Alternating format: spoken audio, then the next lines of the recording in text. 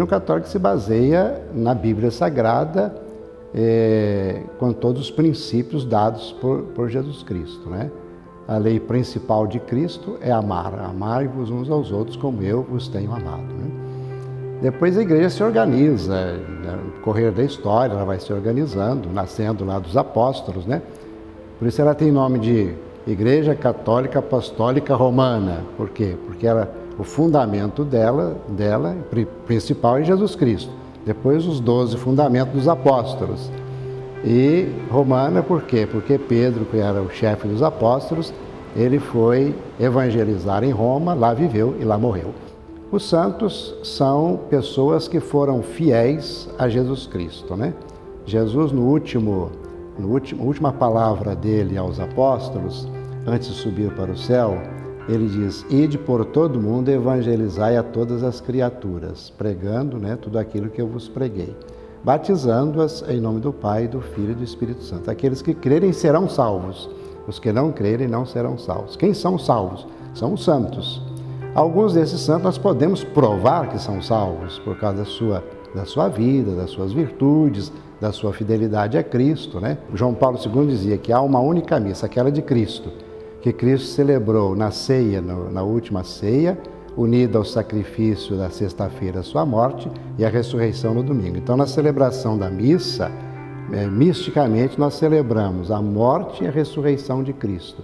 E a ceia, não é, que é o sinal da unidade, da união dos cristãos. Ela não é um ato do padre nem do bispo, é um ato de Cristo que atualiza, né, através do padre e do bispo, ela atualiza aquele sacrifício acontecido no Calvário, que é o sacrifício redentor. A primeira capela que houve aqui nessa região surgiu em 1741, através de um fazendeiro chamado Antônio Vidal, né? Ele mudou-se para cá e aqui não havia nenhuma povoação, nenhuma capela. Então ele pede ao bispo de Mariana para...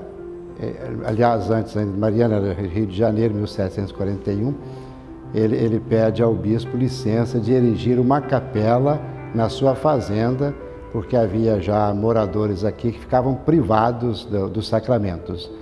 Então aí que começa propriamente a cidade de Juiz de Fora. Mais tarde, transportam a capela lá do alto do Morro da Boiada para o local onde está hoje a catedral. Ali a necessidade de criar uma igreja maior, porque a população vai crescendo. Na cidade de Juiz de Fora nós temos 45 paróquias. Né? Além da catedral, a catedral é a paróquia principal de toda a arquidiocese. A arquidiocese de Juiz de Fora é constituída de 37 cidades que estão aqui ao redor.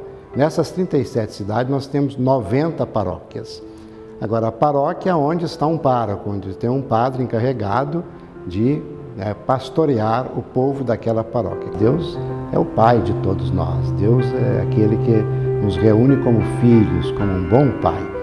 E que Deus abençoe, portanto, a você que está nos assistindo, abençoe o seu espírito, o seu coração, a sua família, e abençoe a nossa cidade para que ela possa ser um lugar de verdadeira fraternidade e, sobretudo, de grande amor a Deus, porque sem Ele nada podemos.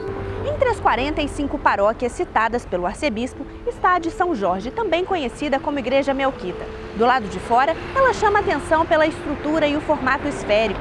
A arquitetura é uma herança da época em que ela foi construída na cidade, em 1958, quando o modernismo predominava no país.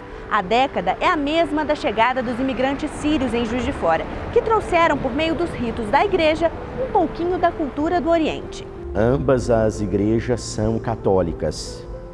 A diferença está no fato de que no conjunto da Igreja Católica existem as chamadas igrejas orientais católicas, e a Igreja Greco-Melquita de rito bizantino é uma destas igrejas. No ano de 1054, houve uma ruptura entre a Igreja do Oriente e do Ocidente.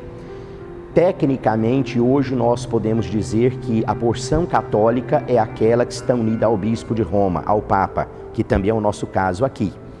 E ortodoxos são aqueles que seguem o Bispo de Constantinopla, da antigo Bizâncio, a outra sede do Império Romano. Mas quanto à doutrina, uma vez que a palavra ortodoxo significa reto, correto, louvável, então todo católico de natureza é ortodoxo. E todo ortodoxo de natureza também é católico, porque católico significa universal.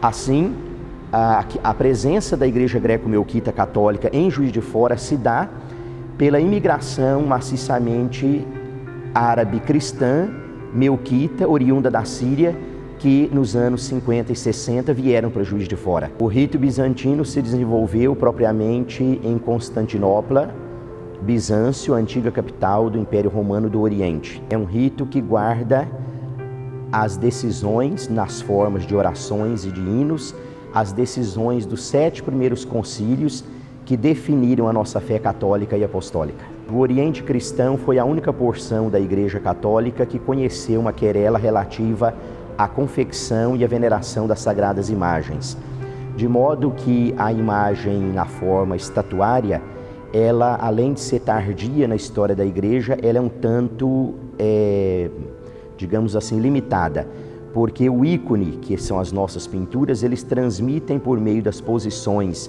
cores e figuras aquilo que a Sagrada Escritura e a tradição transmitem pelas palavras. Eu estou aqui desde 1994 e, com a graça de Deus, se a saúde permitir, sem previsão de mudança, porque uma característica muito própria da nossa tradição católica bizantina é que uma família não troca o pai, e o padre, sendo o pai espiritual da comunidade, não há uma mudança.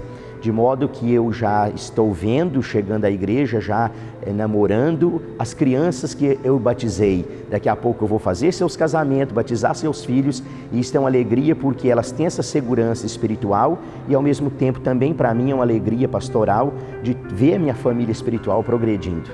Desejo a todos, então, e a todo Juiz de Fora, muita paz, alegria, saúde e fé, e poder contar com a presença de nossa comunidade católica bizantina em Juiz de Fora, que é um patrimônio de toda a Igreja e que aqui nós reproduzimos as fontes da Igreja.